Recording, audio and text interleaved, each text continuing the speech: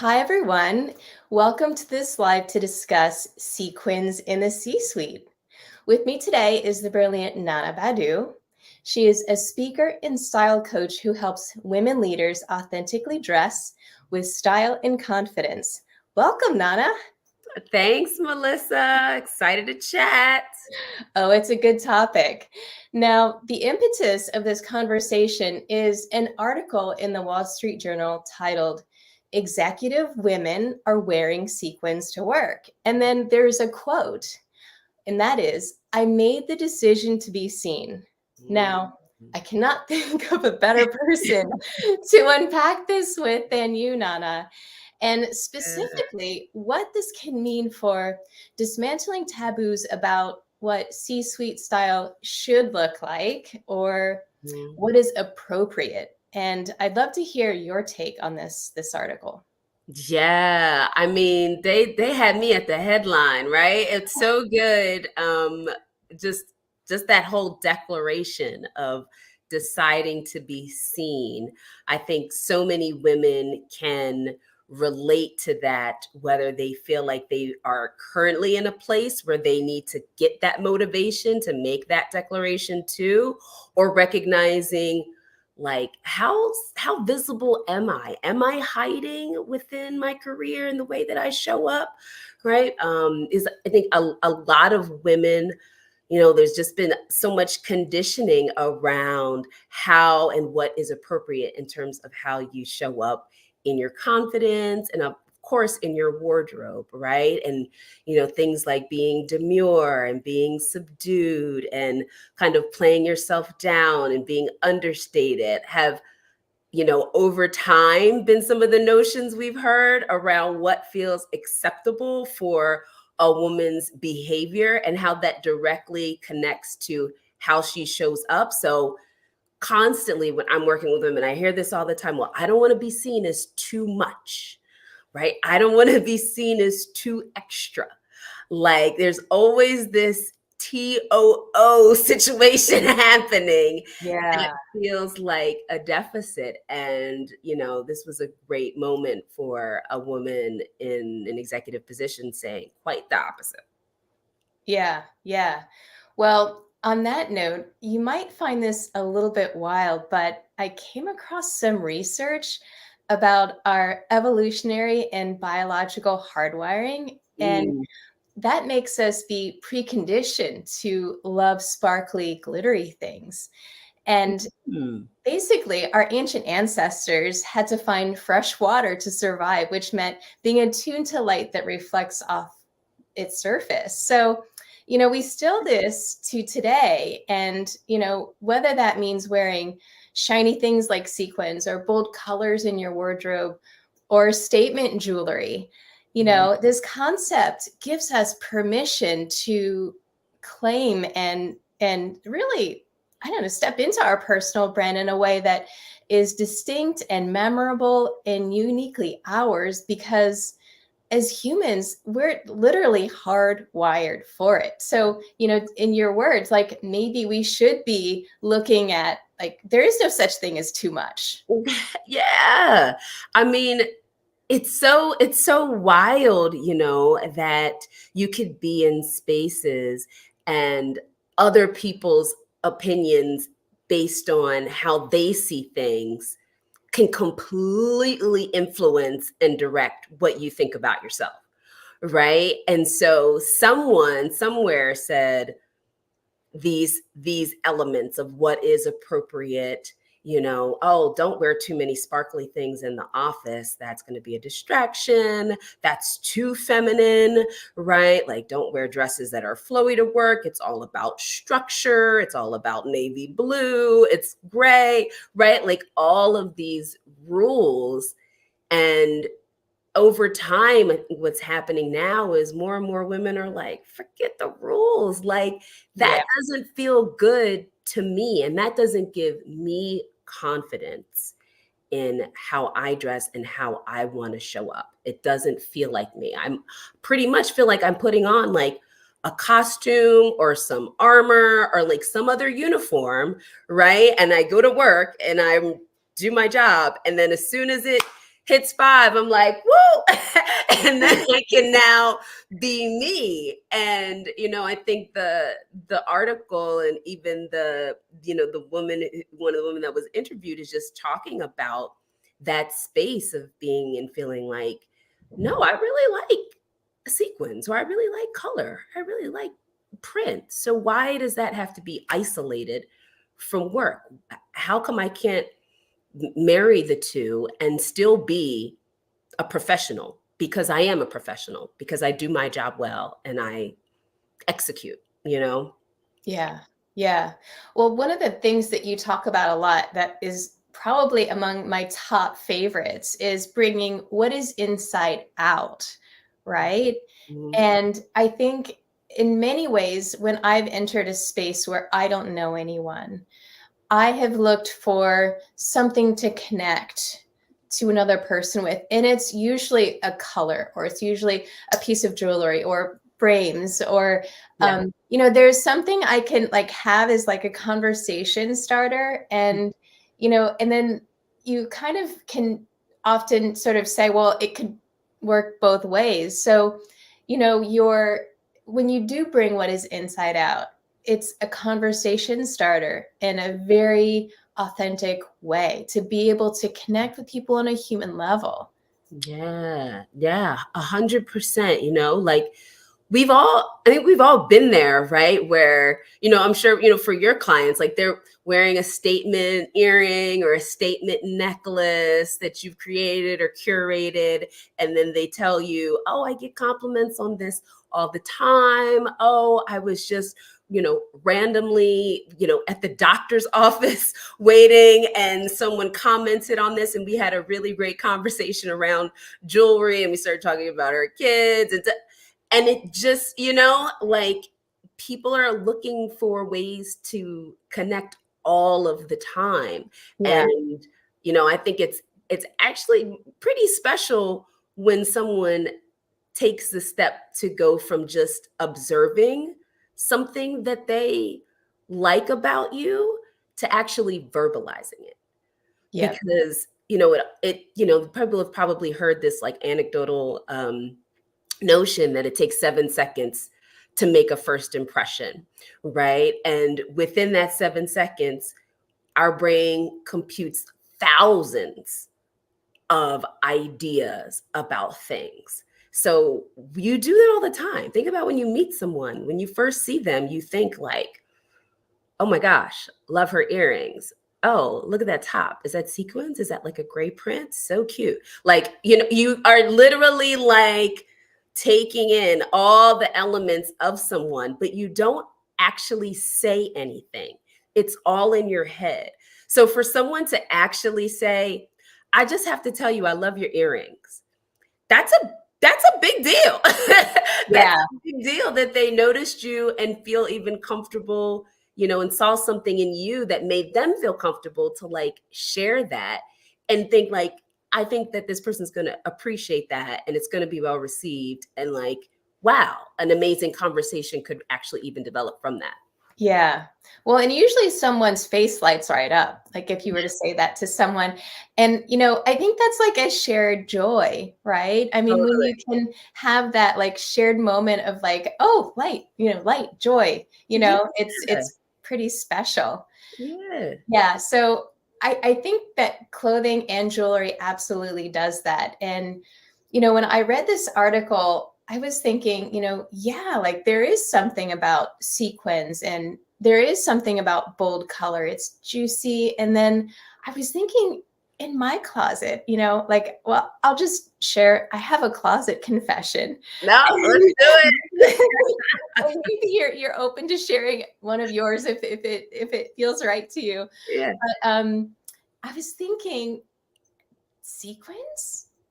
I don't have sequins in my wardrobe, but I do. You do.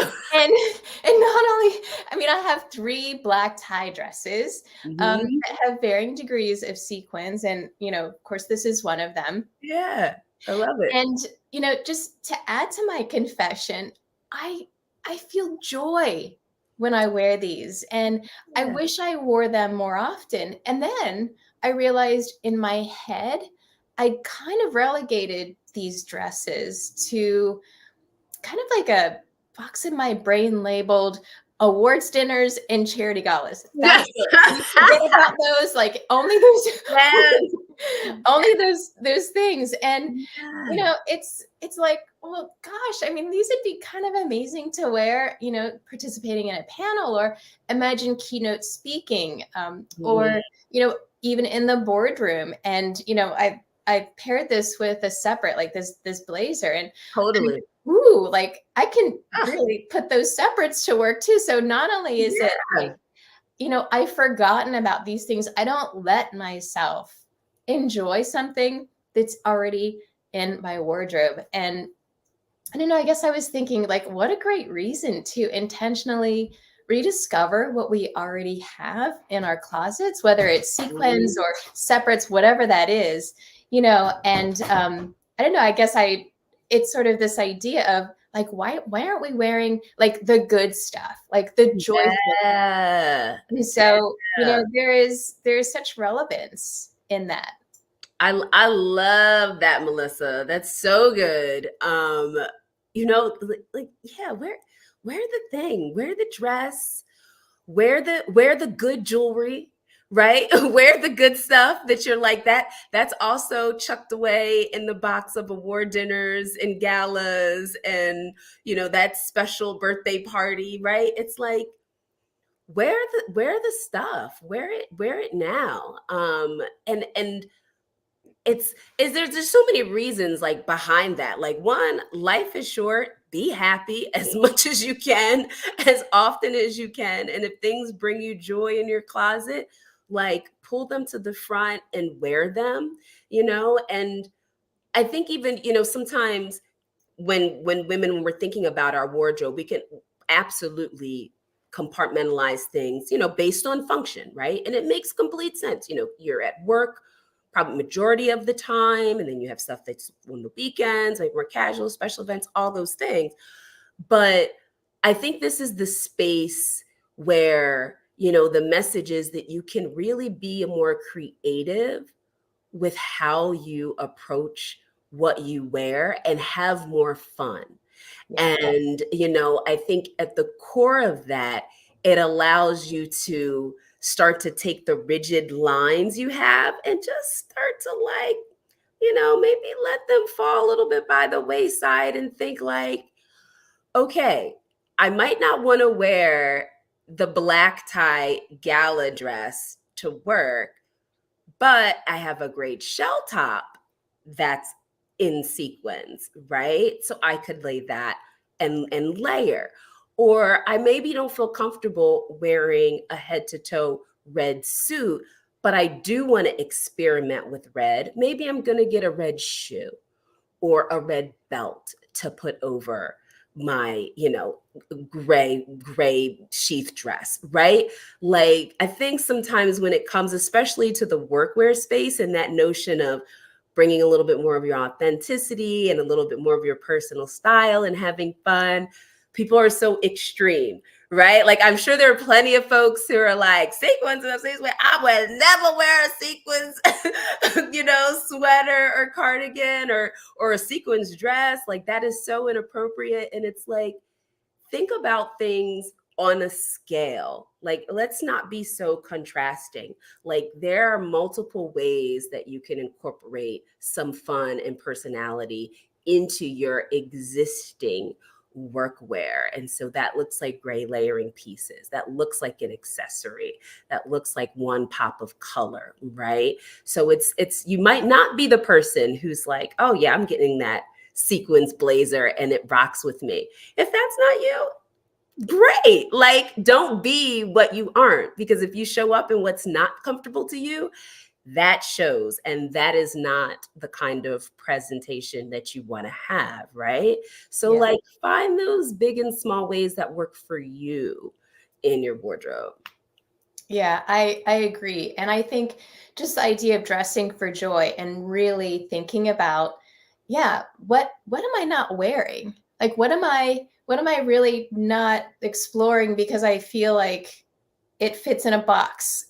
And, play. fashion is meant to be fun, right? Yes, have a good time. Like, Yeah.